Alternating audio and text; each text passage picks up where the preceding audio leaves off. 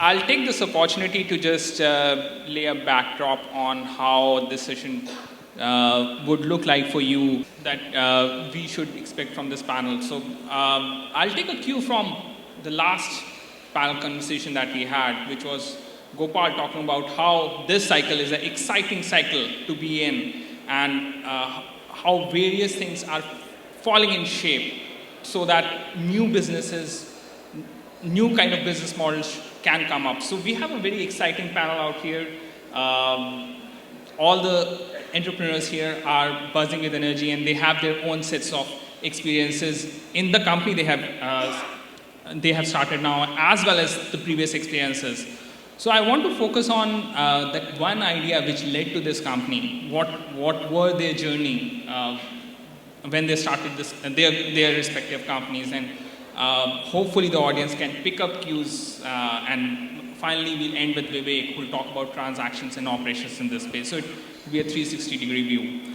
I'll take a quick minute on just giving a backdrop on Ecomm 4.0. So let me start with Ecomm 1.0 and just spend some time on the journey. Ecomm 1.0, as you guys might be knowing, was all about listing. It was more of a Craigslist kind of a model, where there was no search functionality, it was just basic listing, and people were driven by just the thrill of online buying. It was late 90s and all, as you know. Then came the model of catalog-led portals. So it was pioneered by Amazon in the US, where you have proper catalogs, proper categories, there were search functionalities, user experience and products were enhanced, so that backend was enhanced, so that these portals started giving certain product guarantees and time of arrival and so on and so forth.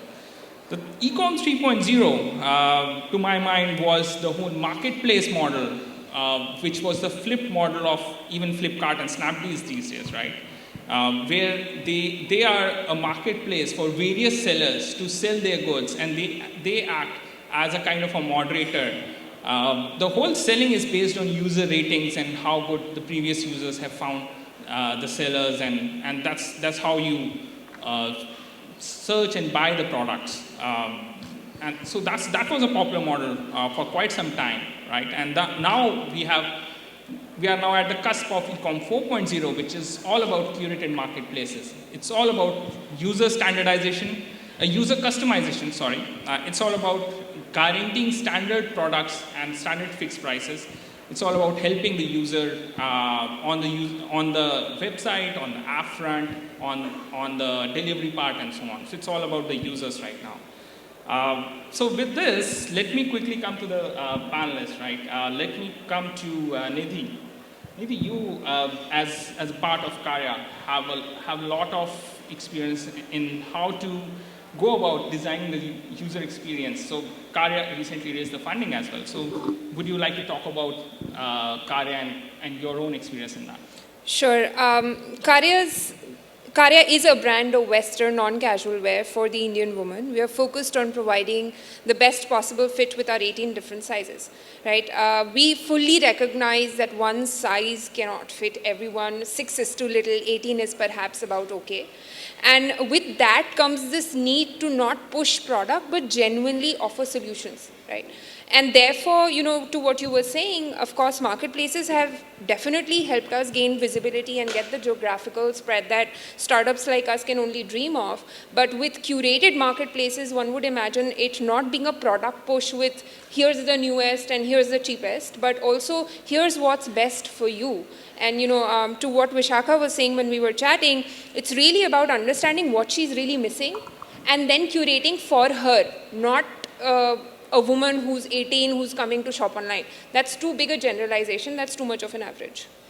Right, but doesn't that increase your, you can say, SKU size, the number of SKUs that you have to store? And how do you take care of at the back end, the inventory part? So you're totally right. 18 sizes is way too many sizes. And from that point of view, we are a just-in-time inventory system. We function on a almost zero finished good inventory system. So our order to dispatch cycle actually starts once the order is placed.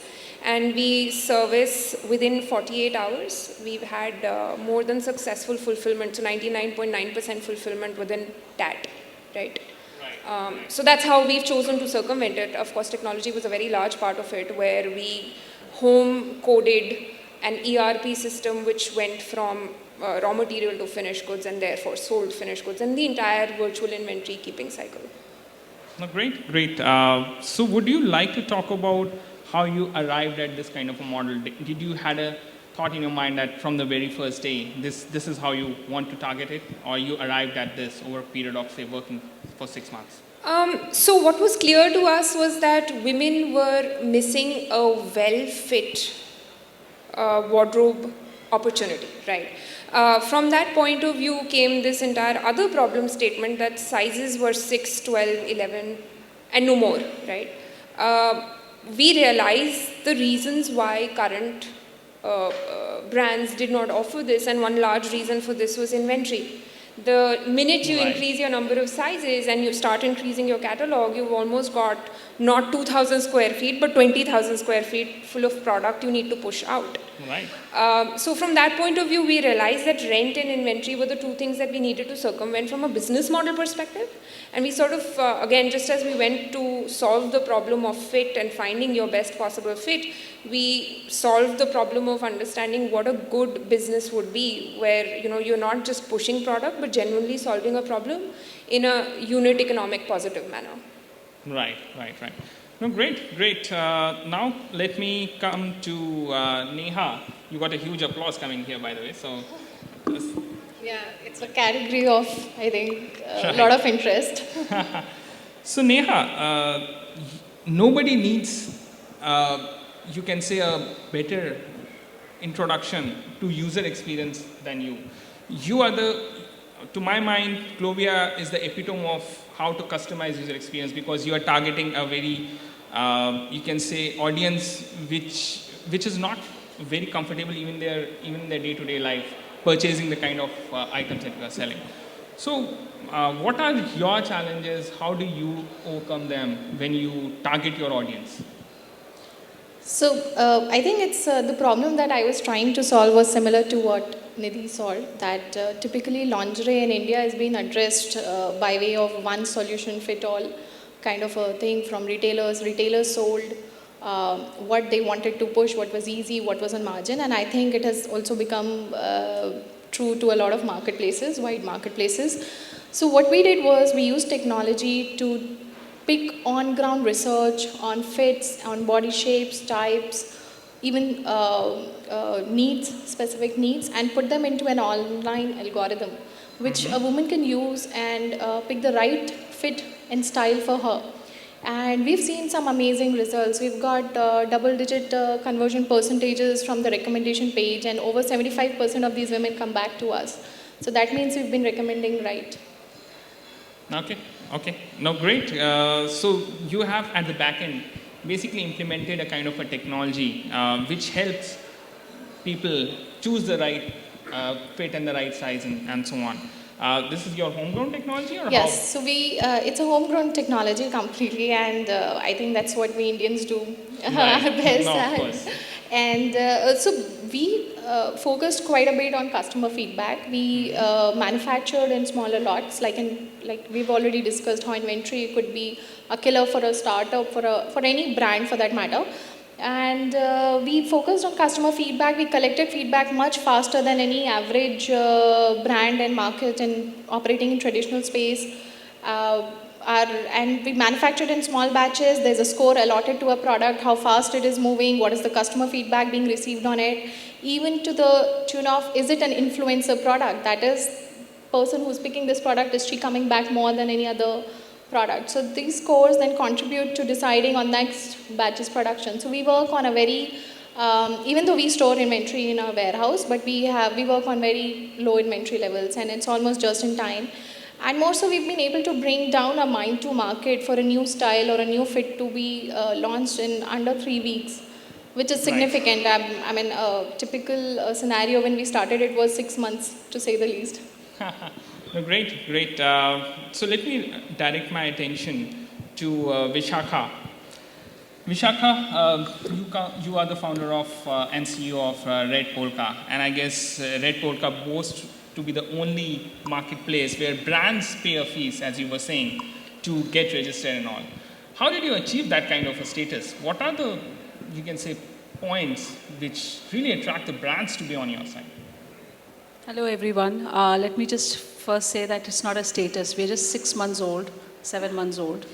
And yes, it is true that today Red Polka, which is a curated marketplace for designs in fashion and lifestyle, is where brands pay a fee to register. The whole idea is that what are the need gaps we are answering today? The first and foremost is, if you look from a seller's point of view, she has different places to sell from, both online and offline. So you have your own retail store, you have your own home, you have boutique, you possibly partnering with some other retail stores, and you are going in exhibitions and selling across. So you have different places to sell from. In online space as well, you have your own online site. It could be presence on one of the marketplaces. It could be, if nothing, just a Facebook page. And but the whole question is, how do you get discovered? And that's where we come in. We help them get discovered. What is happening with, if you look at the women shopper, they do not have, it is not that they are not online, or they do not have access, or they are not savvy, or they are not shopping. They are doing all of these, but they are not doing so much so because the whole idea is that women like to do window shopping. I mean, I'm sure everybody in the room would agree to the fact that even if you go out for lunch or dinner, we'll end up noticing what is around. And there is a need to discover good designs. And that's where our curation comes into place. We curate based on interest graphs of these shoppers. And we present to them in an engaging manner. And these interest graphs are very detailed.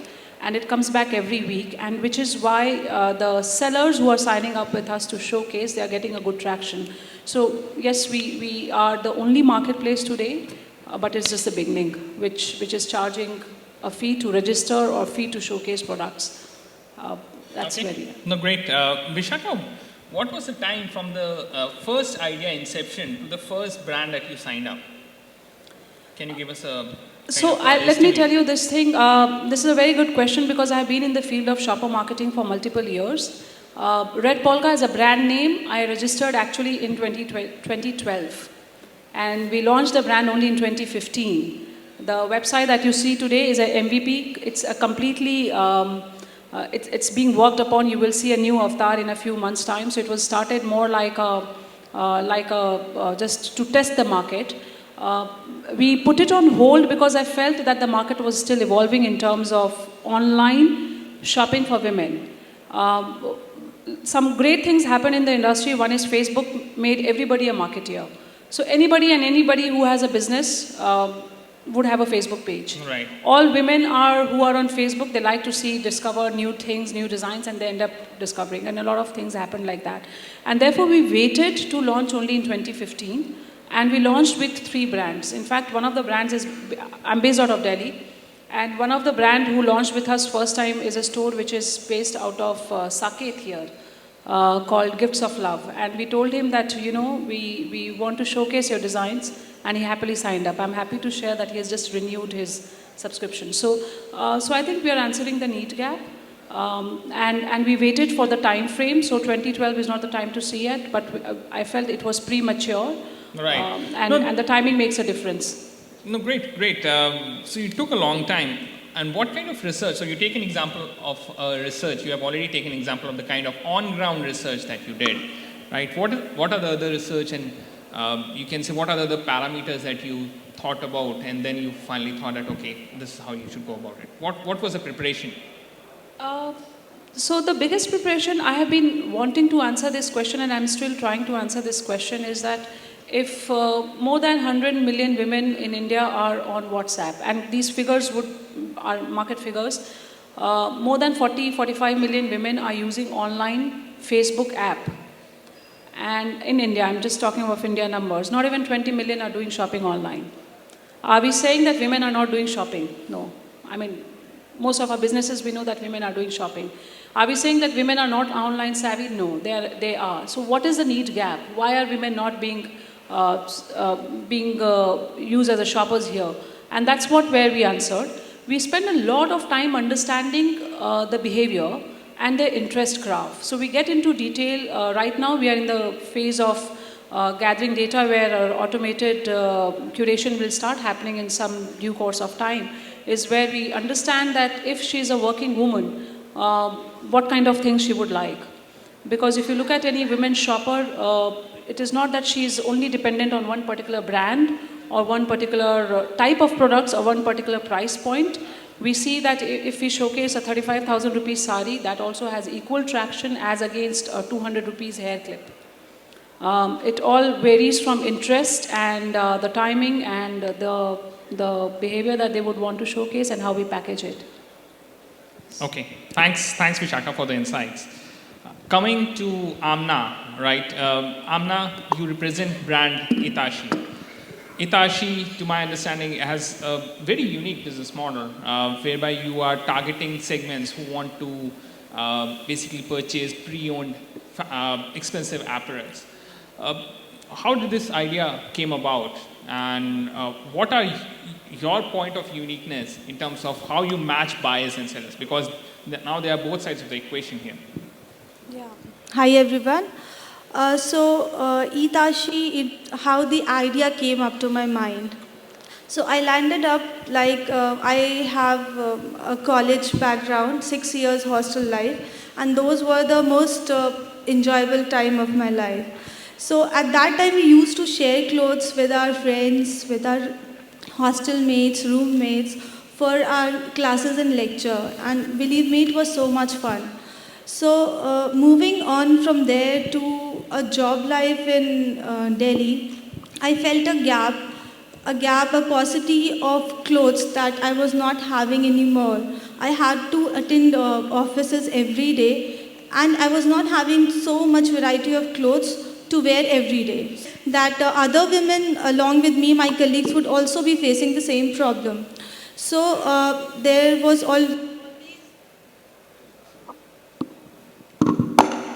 So, hello, yeah. So every time I used to think about it, one day luckily, one of my cousins in London, she called me up and she told me, as she is an impulsive buyer, so she told me that I have my wardrobe all piled up with clothes and I don't know what I really have to do out of it. So what other place you can think of than India to dispose of your clothes? So one day, early morning, a big carton full of clothes were lying in front of me, and the clothes were actually asking me to decide their new homes. The same very day, the idea of Etashee dawned upon me, and I thought, why not make a portal where these my office mates, the college goers, students, and people like my cousin can meet up, and we can solve the problems of all of them. So it is a symbiotic relationship in which we are solving the problems as well as supporting each other. So theoretically saying, India is a diverse country, and here the diversification varies from language, from culture, from taste, and most importantly the income group of people. On one side there are rich people who buy clothes and dresses like onion and peanuts. For every occasion they buy a new dress, and they don't know what they actually need to do with that particular dress after that event. So what is the fate of that cloth?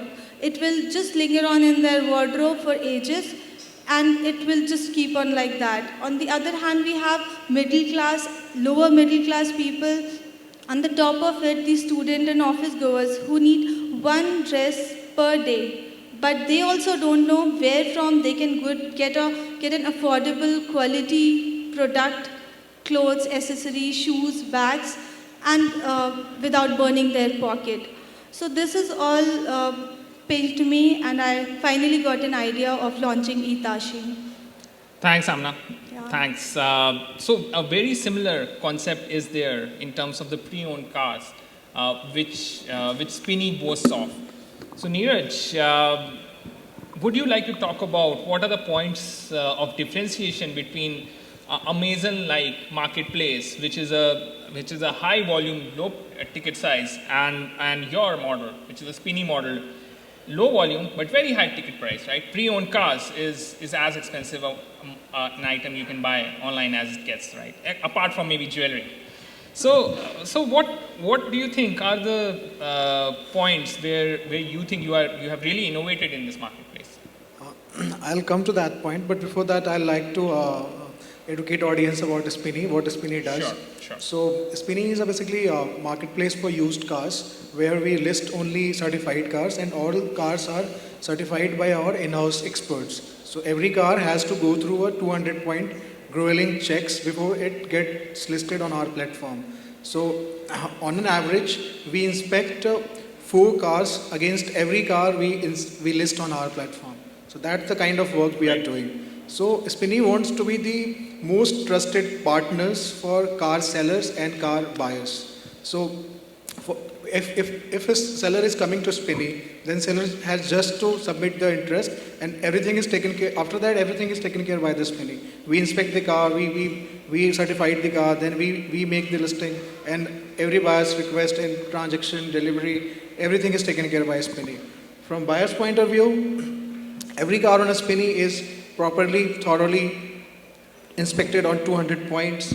All information is transparently shared, so buyer can buy a car with a peace of mind. So trust deficit is basically taken care, and even after the buying, we are providing warranty, we are providing services and things like that, so that buyer can buy the car with peace of mind. And in all these things, technology has to play a very important role. We have to basically end the information asymmetry. We have to help the buyers in better product discovery. We have to help the buyers in better decision making. Most of the decision making has to be happen on platform.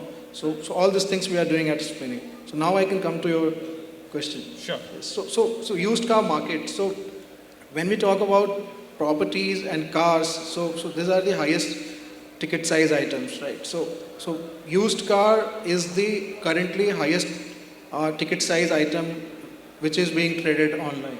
So definitely it is very different from buying something on Flipkart or Amazon, because the price difference is huge. So currently we are facing a lot of problem in closing the entire transactions online itself. So we are doing our best effort to make most of the decision making online, but we still have to do some hand holding offline as well. But we see that in 6 months to 1 year time, as our brand grows, people would be able to do most complete transaction online. Okay. So there is one more difference, right? So if the ticket size is small and if the ticket size is high, like in the case of used cars, then you have to do a lot of groundwork on each and every listing. If we talk about selling 5 point someone online, if we talk about selling a car online, in case of 5 point someone, for each listing you can sell millions of products. So 5 point someone is product, not each and every individual book is the product. In our case, each and every listing is an individual product. So we have to do lot of groundwork for each and every listing. So that's the major difference. Got it. So Niraj, thanks for giving us information about Spinny and how it differentiates. Now we have spoken to 5 entrepreneurs out here. Everybody has a target audience in mind. They have talked about their experiences on starting the company, how they differentiate, what are the on-ground realities and all. Let's come to a different part of the whole equation, which is the transactions and the operations part. So I would request Vivek, who represents J. Sagar and Associates, to talk about certain aspects, how you can guide the youngsters in terms of transactions and operations. Sure. So very often when we represent investors and we are doing due diligences on companies who are looking for funding, we've come across some very exciting ideas, and many of which weigh very well with the investors. But very often we find that because people have not, taken enough care when they were structuring their, companies, they're not able to actually get their funding often from, when it's foreign direct investment that they're looking at. For instance, now people are coming up with more sophisticated ideas, like online you can get the best loans, bank loans, you can get insurance products, other financial products. Now, some of those, products, you actually need the approval of the RBI or you need, the companies are non-banking financial corporations where the amount of FDI that has to be invested has to be very, very high. So, the investors who are looking at maybe even 50 million or 100 million can't actually invest in those companies. So those are some things that you need to keep in mind when you are actually, setting up your venture and, hoping to be able to target, Indian, venture funds as well as the foreign venture funds. Okay, thanks Vivek. Thanks for talking about it. So we are now coming to the end of the session. I would like to take a round of applause for our esteemed speakers and panelists out here. Thank you guys for coming here, sparing your time, valuable time, and educating us. And thanks a lot, audience, for being here.